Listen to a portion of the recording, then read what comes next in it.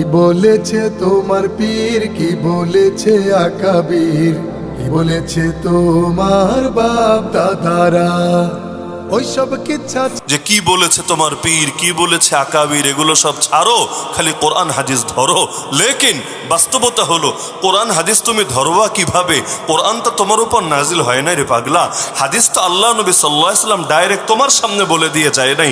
তাহলে এই কোরআন এবং এই হাদিস তোমার পর্যন্ত আসলো কাদের মাধ্যমে? যাদের মাধ্যমে আসলো এখন তুমি তাদেরকেই চিনতে চাচ্ছ না।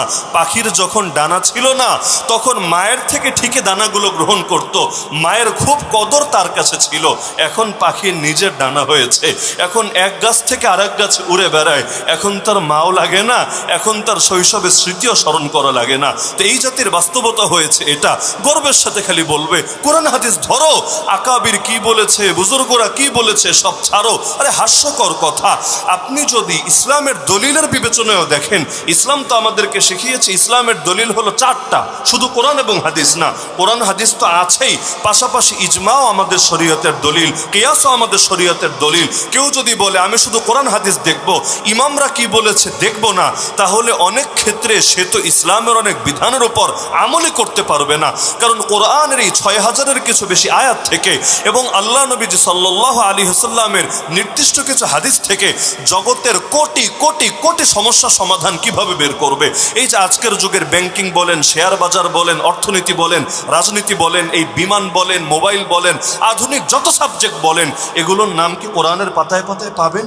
এগুলোর নাম কি আল্লাহ নবীর হাদিসের পাতায় পাতায় পাবেন? তাহলে এগুলো বের হবে কিভাবে? আমার মতো নাদান, আমার মতো মূর্খরা তো আর গবেষণা করে করে বের করতে পারবে না। সবাই যদি এত বড় গবেষক হতো তাহলে সবাই আবু হানিফা হতো, সবাই আহমদ হতো, সবাই মালিক হতো, সবাই শাফেঈ হতো। সবাই যদি গুরু হতো, শিষ্য হতো কে? সবাই যদি পীর হতো, মুরিদ হতো কে? সবাই যদি লেখক হতো, পাঠক হতো কে? তার মানে কোন সমাজের সবাই গবেষক হবে এটা অতীত সম্ভব ছিল না, এখনো সম্ভব না। আপনারা যারা কোরআনের অনুবাদ পড়েন, কোরআনের তাফসির পড়েন, আপনারা যারা হাদিসের কিতাবগুলো মাঝে মধ্যে পড়ার চেষ্টা করেন, কোন বাপের বেটার হিম্মত আছে সে দাঁড়িয়ে বলবে হুজুর আমি শুধু এভাবে রিডিং পড়ে পড়ে জগতের সব সমস্যার সমাধান এখান থেকে বের করে আনতে পারবো? সাহাবী কি বলেছে তাও দেখা লাগবে না, ইমামরা কি বলেছে তাও দেখা লাগবে না, বুজুর্গরা কি বলেছে তাও দেখা লাগবে না। এটা কোশ্চিন কালেও সম্ভব।